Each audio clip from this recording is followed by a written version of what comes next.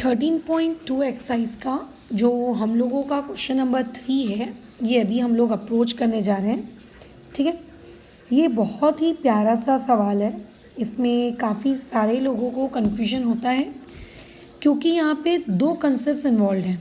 यहाँ पे एक इनर वाला कंसेप्ट इन्वॉल्व है और एक आउटर वाला कंसेप्ट इन्वॉल्व है। इसीलिए इस पर्टिकुलर क्वेश्चन में कन्फ्यूजन का जो स्तर रहता है वो थोड़ा सा ज़्यादा रहता है। ठीक है, ओके। तो इस टाइप के सवालों को अप्रोच कैसे करते हैं वो देखेंगे। अच्छा, ये सवाल है किस टाइप का? ये सवाल देखो कुछ ऐसा है कि आपके पास एक सिलेंड्रिकल शेप का पाइप है। ठीक है, जब आप किसी भी क्वेश्चन को सॉल्व करते हैं ना, तो वहाँ पे एक टर्म इन्वॉल्व होती है थिकनेस। मतलब आप जिस पर्टिकुलर मटेरियल का इस्तेमाल कर रहे हैं उसको इस्तेमाल करके आप जो प्रोडक्ट बना रहे हैं वो प्रोडक्ट कितना मोटा है, राइट? वो कितना मोटा है ये मायने रखता है। ठीक है, वो प्रोडक्ट कितना मोटा है ये मायने रखता है। तो वैसे ही यहाँ पे बोला जा रहा है कि एक पाइप है जो कि 77 सेंटीमीटर लॉन्ग है, यानी कि मुझको उस पर्टिकुलर सिलेंडर की जो हाइट है, ठीक है, यानी कि यहाँ से लेके यहाँ तक ये वाली जो हाइट है, ये हाइट मुझे कितनी दी हुई है? 77 सेंटीमीटर। बोल रहा है कि इस पर्टिकुलर पाइप में थिकनेस इन्वॉल्व है। मैडम आपको कैसे पता कि इसमें थिकनेस इन्वॉल्व है? बोल रहा है कि इनर डायमीटर उस पर्टिकुलर पाइप का वो 4 सेंटीमीटर का होगा एंड आउटर डायमीटर 4.4 सेंटीमीटर का होगा। आप ऐसा समझिए कि आपने एक बड़ी कटोरी के अंदर एक छोटी कटोरी रख दी है, तो बड़ी कटोरी का एक डायमीटर और एक छोटी कटोरी का एक डायमीटर है ना। तो ऐसे केस में आपके पास यहाँ पे दो सिलेंडर्स हैं, एक बड़ा वाला सिलेंडर है और उस एक बड़े वाले सिलेंडर के अंदर इस तरीके से एक छोटा वाला सिलेंडर क्या है? कैप्चर हुआ पड़ा हुआ है। ठीक है, कैप्चर हुआ पड़ा है। तो दोनों के सेंटर सेम है, सेंटर यही होगा। ये अगर मैं पिंक कलर का डॉट बना दूं तो ये मेरा सेंटर होगा। इस पर्टिकुलर सेंटर से हमें बोल रहा है कि इनर डायमीटर सेक्शन का 4 सेंटीमीटर है, यानी कि ये अंदर में इस पिंक वाली लाइन की बात करूं तो ये पिंक वाली लाइन आपको कितनी दी हुई है? 4 सेंटीमीटर है ना। हमें कितनी दी हुई है? 4 सेंटीमीटर। तो हम लोग फटाफट हमारे गिवन इन्फॉर्मेशन के पास आए। हमने कहा कि हमको गिवन डेटा लिखना है। उसने बोला ठीक है आप लिखिए गिवन डेटा। तो हमने कहा यहाँ पे दो चीज़ें इन्वॉल्व हैं, एक आपका इन्वॉल्व है इनर सिलेंडर और एक इन्वॉल्व है आउटर सिलेंडर। तो यहाँ पे हमने लिखा कि फॉर इनर सिलेंडर के लिए आप लोगों के पास जो डायमीटर है डी इनर, ठीक है, मैं इस तरीके से लिख रही हूँ, वो आपको दिया है 4 सेंटीमीटर। अगर आपको डायमीटर दिया है तो उससे रेडियस निकालना कोई बड़ी बात नहीं है। सो देयरफॉर यहाँ से इनर रेडियस आप लोगों के पास कितनी निकल कर आ जाएगी? ये आ जाएगी 2 सेंटीमीटर। डन। बोल रहा है कि जो बाहर वाला सिलेंडर है, ठीक है, उस बाहर वाले सिलेंडर का डायमीटर है 4.4, यानी कि ये जो बाहर वाला सिलेंडर का ये पूरा ये डायमीटर आपको कितना दिया है? 4.4 है ना। तो आपको डी आउटर ये आपको कितना दिया हुआ है? डी आउटर आपको दिया है 4.4 सेंटीमीटर। सो देयरफॉर यहाँ से रेडियस उस पर्टिकुलर आउटर वाले का निकल कर आ जाएगा 2.2 सेंटीमीटर। डन। हमें इनर वाले का रेडियस पता चल गया, हमें आउटर वाले का रेडियस पता चल गया। आप इस चीज़ को कुछ इस तरीके से इमेजिन करिए कि आप अपने उस पर्टिकुलर सिलेंडर का टॉप व्यू देख रहे हैं, है ना। आप उस सिलेंडर का क्या देख रहे हैं? आप उस पर्टिकुलर सिलेंडर का टॉप व्यू देख रहे हैं। अगर आप उस सिलेंडर का टॉप व्यू देखेंगे, ठीक है, अगर आप उस पर्टिकुलर सिलेंडर का टॉप व्यू देखेंगे तो आपको ये दिखेगा कि एक छोटा सर्कल है और एक आप लोगों के पास बड़ा सर्कल है। दोनों सर्कल के सेंटर सेम है, सेंटर में कोई दिक्कत नहीं है, ये मान लेते हैं सेंटर है। तो ये जो आपको 2 सेंटीमीटर दिया है ये आपको यहाँ से लेके यहाँ तक की वैल्यू दी हुई है, ये 2 सेंटीमीटर। और जो आपको ये 2.2 सेंटीमीटर दिया है ये आपको यहाँ से लेके ये एंडिंग तक की वैल्यू, ये आपको यहाँ से लेके ये वाली वैल्यू कितनी दी हुई है, 2.2 सेंटीमीटर, है ना। आपको ये 2.2 सेंटीमीटर। तो मुझे एक बात बताओ, ये जो गैप है, ये जो गैप है, इस गैप को क्या कहेंगे, इस येलो वाले गैप को क्या कहेंगे? क्या ये किसी चीज़ का कोई रेडियस वेडियस है क्या? नहीं मैडम, ये तो रेडियस नहीं है। क्यों? क्योंकि रेडियस का मतलब होता है सेंटर से लेकर बाउंड्री तक का डिस्टेंस, एंड ये जो येलो वाला है ये सेंटर से लेकर बाउंड्री तक का डिस्टेंस नहीं है, ये दोनों बाउंड्रीज के बीच का डिस्टेंस है, ये दोनों बाउंड्रीज के बीच का डिस्टेंस है, ये दोनों बाउंड्रीज के बीच वाला डिस्टेंस है, राइट। तो एक्चुअली में ये आप लोगों का कितना होगा? आप बोलोगे कि मैम ये हमारे इस पर्टिकुलर क्वेश्चन की विड्थ होगी कि हमारा वो पर्टिकुलर ऑब्जेक्ट कितना मोटा है ना, ये हमारा ऑब्जेक्ट कितना मोटा है। तो अगर आपको कोई ये कैलकुलेट करने को कहे कि चलिए जाइए विड्थ कैलकुलेट करिए, तो विड्थ कैसे कैलकुलेट की जाएगी? जो बड़ा वाला रेडियस होगा यानी कि आउटर वाला, उसमें से हम माइनस कर देंगे इनर वाले रेडियस को, तो हमें पता चल जाएगा कि हमारे पास जो सिलेंडर है उस पर्टिकुलर सिलेंडर की विड्थ कितनी है। ठीक है, हमारे पास हमारे सिलेंडर की विड्थ कितनी है ये हमें पता चल गया। तो यहाँ से हमारे पास हमारे सिलेंडर की विड्थ आ गई। क्या फ़ायदा है विड्थ निकाल के? पता नहीं क्या फ़ायदा है, हो सकता है मुझे आगे कैलकुलेट करने में नीड पड़े, यूज़ पड़े, है ना, बट ठीक है, जो भी है हमने निकाल लिया। ओके, अब आगे क्वेश्चन में कुछ भी गिवन इन्फॉर्मेशन नहीं दी।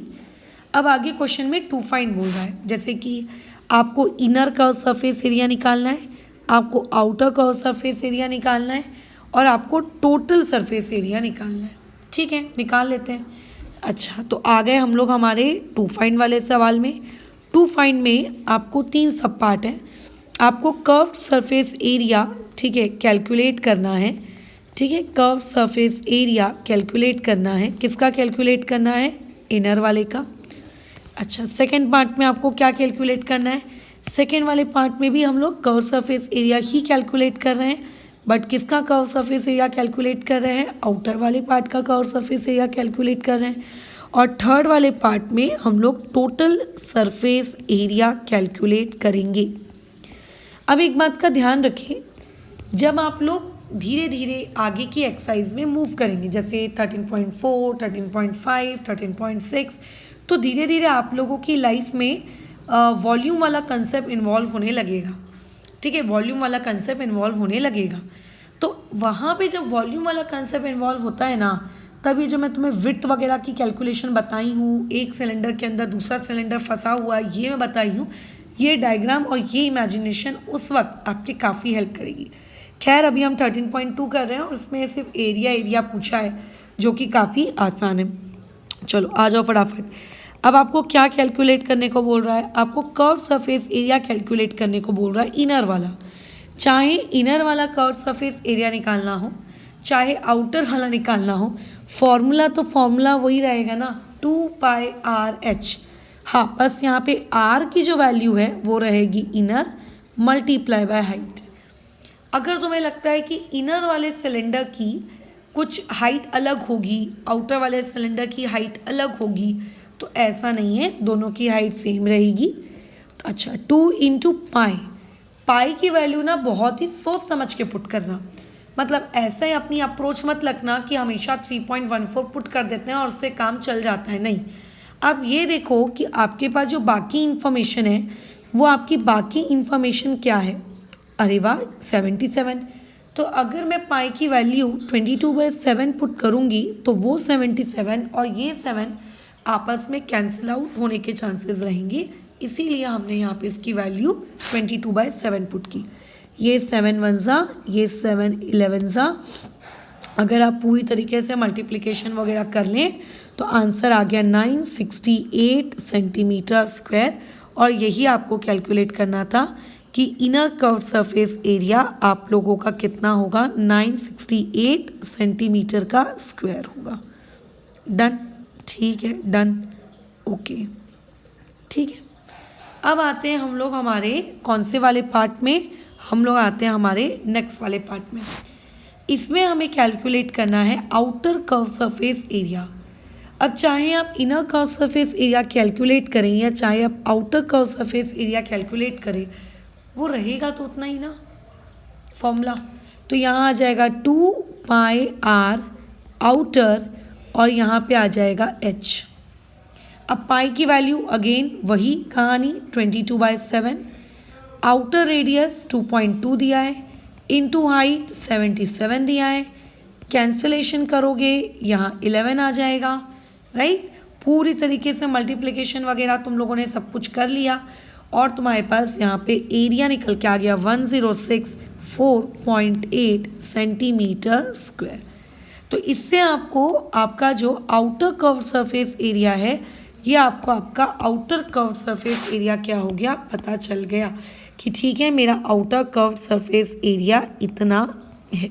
ये हो गया हमारा outer curve surface area. Done, ठीक है, डन हो गई हमारी कहानी ख़त्म, है ना, प्यारी सी छोटी सी। अब आते हैं इसके सबसे इम्पॉर्टेंट पार्ट में, यानी कि थर्ड पार्ट में, जिसमें आपको टोटल सरफेस एरिया कैलकुलेट करना है। ठीक है, अच्छा, अभी जो टोटल सरफेस एरिया कैलकुलेट करने वाला कार्य है ना, ये बड़ा ही मस्त है। इसमें होती है स्टूडेंट्स को भर भर के कन्फ्यूजन। देखो, जब भी आपको किसी भी जगह का एरिया कैलकुलेट करना है, आप हमेशा खुद को ये इमेजिन करिए कि आप उस एरिया को कैलकुलेट करने के लिए, जिसका आप एरिया कैलकुलेट करना चाह रहे हैं, आप उस सरफेस में कहाँ कहाँ पेंट करेंगे, कौन कौन सी इसकी सरफेसेस को पेंट करेंगे। तो जैसे अगर ये मेरे पास सिलेंडर है और अगर मैं तुमसे पूछूं कि तुम कहाँ कहाँ इसको पेंट करोगे, तो तुम बोलोगे मैडम ये जो अंदर वाला सिलेंडर है, इसका ये कर्व्ड पार्ट, इस कर्व्ड पार्ट को पेंट करना पड़ेगा, है ना। अच्छा, फिर मैंने पूछा और कहाँ पेंट करोगे, तो तुमने बोला मैडम जो बाहर वाला सिलेंडर है, उस बाहर वाले सिलेंडर के भी कर्व्ड पार्ट को पेंट करना पड़ेगा। यानी कि अंदर वाले सिलेंडर का कर्व्ड पार्ट, बाहर वाले सिलेंडर का कर्व्ड पार्ट, ये दोनों पार्ट्स को आपको पेंट करना है। तो अगर आप टोटल सरफेस एरिया निकालने में इंटरेस्टेड हैं, तो टोटल सरफेस एरिया में आपका जो दिमाग चलता है कि फॉर्मूला होता है 2πr ब्रैकेट h+r, ये आप मत लगाइए, क्योंकि यहाँ पे दो दो सिलेंडर हैं, तो ऐसे केस में फॉर्मूला खुद बनाना पड़ेगा। ठीक है, तो मैं इनर वाले को भी यूज़ कर रहा हूँ और एज वेल एज मैं आउटर वाले को भी यूज़ कर रहा हूँ। उन दोनों के कर्व सरफेस एरियाज़ को हम लोग पेंट करने वाले हैं, तो दोनों का कर्व सरफेस एरिया आपस में ऐड होगा तो जाके आपको टोटल सरफेस एरिया मिलेगा। बट क्या आप अपने सिलेंडर के सिर्फ कर्व्ड वाले पार्ट को पेंट करेंगे क्या? उसका ये जो टॉप पार्ट है और ये जो इसका बॉटम पार्ट है, क्या इसके टॉप पार्ट और क्या इसके बॉटम पार्ट, इसको आप पेंट नहीं करेंगे? आप बोलोगे हाँ मैडम, टॉप पार्ट और बॉटम पार्ट को भी तो पेंट करना पड़ेगा। तो उसके एरिया को आपने कैलकुलेशन में क्यों नहीं लिया?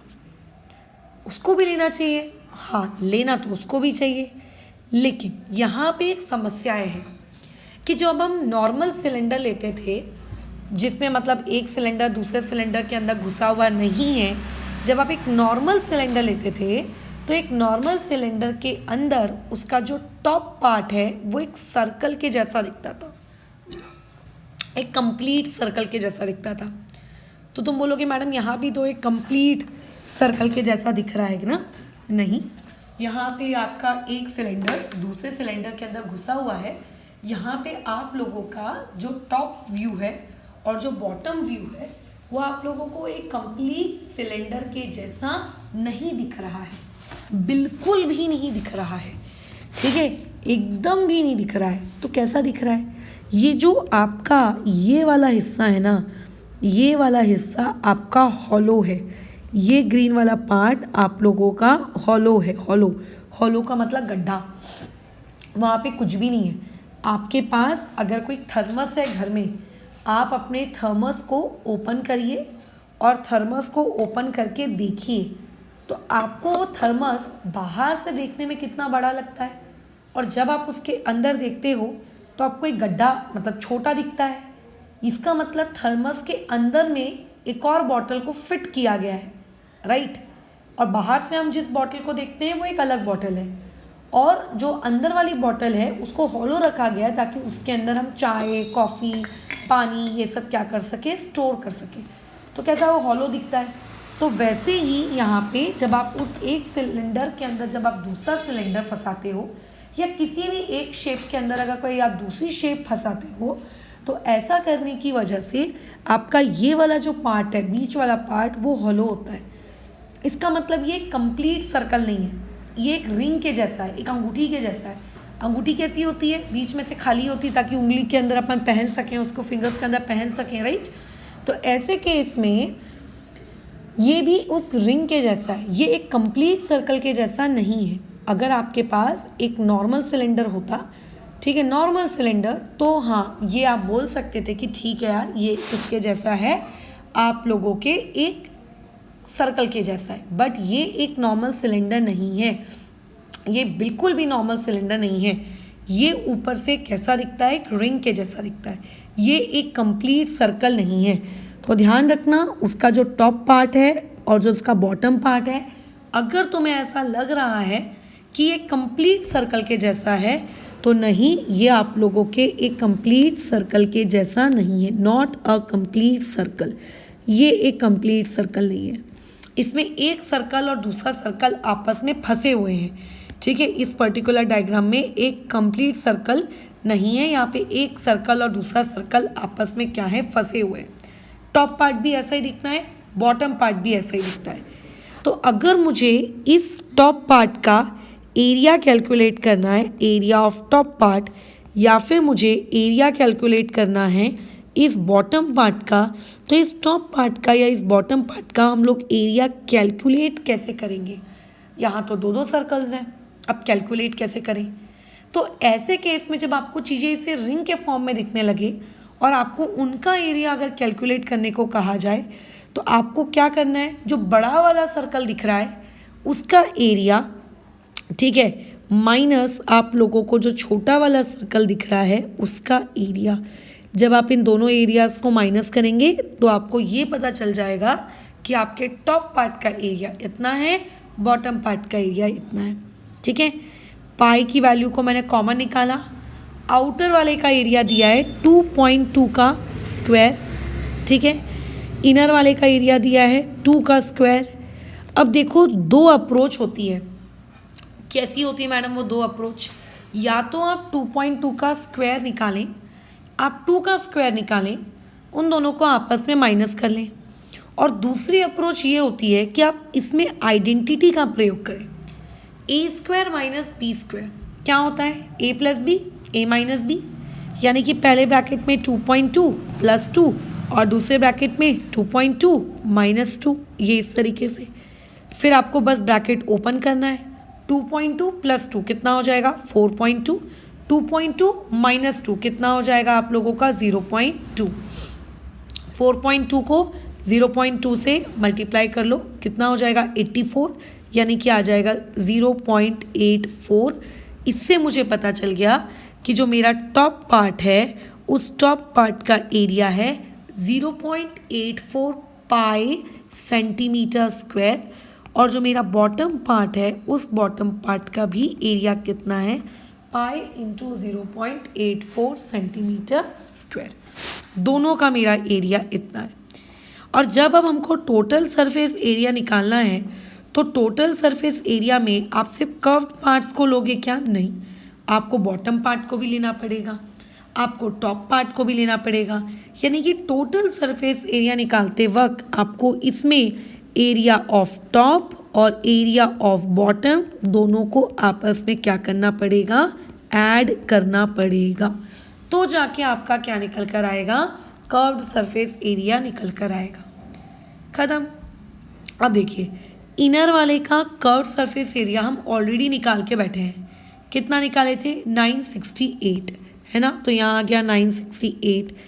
आउटर वाले का भी कर्व हम लोगों ने ऑलरेडी निकाला है 1064.8। अब बेस वाले का एरिया और टॉप वाले का एरिया कितना है, तो बेस वाले का एरिया है पाई इंटू 0.84, यानी कि मैं लिख सकती हूँ 0.84 पाई, बॉटम वाले का भी कितना है 0.84 पाई। ये दोनों आपकी सेम क्वांटिटी है। जैसे अगर कोई तुमसे पूछे कि x प्लस एक्स कितना होता है तो तुम क्या जवाब दोगे, वो 2x होता है। तो वैसे ही यहाँ पर ये दोनों की दोनों आपकी सेम क्वांटिटीज़ है, ठीक है। तो ये ऐड होकर आ गया 2038.8 प्लस ये दोनों मिलकर कितने आ गए 2 इंटू 0.84 पाई। अब मैंने क्या करना है, पहले पाई की वैल्यू पुट करनी है। गलती से भी इसको ऐड या मल्टीप्लाई मत कर लेना, पहले पाई की वैल्यू पुट करो। 0.84 22/7। अगर मैं 7 के टेबल से काटूँ तो ये आ जाएगा आपका 0.12, ठीक है। इस पूरे के पूरे पार्ट का मल्टीप्लिकेशन करिए और उस 2032.8 के साथ उसको उठाकर क्या कर दो, ऐड कर दो, ठीक है। अच्छा, तो ये हो गया 2032.8 प्लस मल्टीप्लिकेशन करके कितना आ जाएगा वो देख लो। तो 2 मल्टीप्लाई बाय 22, ये तो सीधा सीधा है 44 होना है। अच्छा, 44 की मल्टीप्लिकेशन किसके साथ करनी है, 0.12 के साथ। तो ये आ जाएगा आपका 5.28। दोनों क्वांटिटीज़ को आपको उठा के क्या कर देना है, ऐड कर देना है, ठीक है। तो जब आप दोनों क्वांटिटीज़ को ऐड करोगे तो आपका आंसर निकल के आ जाएगा, ठीक है। तो आंसर इज 2038.08 सेंटीमीटर स्क्वायर। तो यहाँ से हम लोगों को टोटल सरफेस एरिया पता चल गया कि ये हमारे फिगर का टोटल सरफेस एरिया है। इसमें एक ही गलती हो सकती है, सॉरी 2 गलती हो सकती है कि एक इंसान टोटल सरफेस एरिया निकालने के लिए डायरेक्टली फॉर्मूला लिख दे 2πr/h+r, ये पहली गलती। और दूसरी गलती ये हो सकती है, ठीक है, कि वहाँ पर वो area of curve surface plus area of curve surface लिखे, टॉप और बॉटम पार्ट को ले ही ना। और तीसरी गलती ये हो सकती है कि टॉप पार्ट को या बॉटम पार्ट को, ठीक है, क्या किया जाए, एक सर्कल मान के पाई r² लगा दिया जाए, राइट। अच्छा, तो इस तरीके से ताकि गड़बड़ी ना हो तो इस चीज़ को थोड़ा सा क्या करना, ध्यान में रखना, ठीक है। अच्छा, खैर, तो अभी फ़िलहाल इस पर्टिकुलर डिस्कशन को हम लोग यहाँ पे रोकते हैं। आगे की क्लासेस में और इस तरीके के सवालों को डिस्कस करेंगे।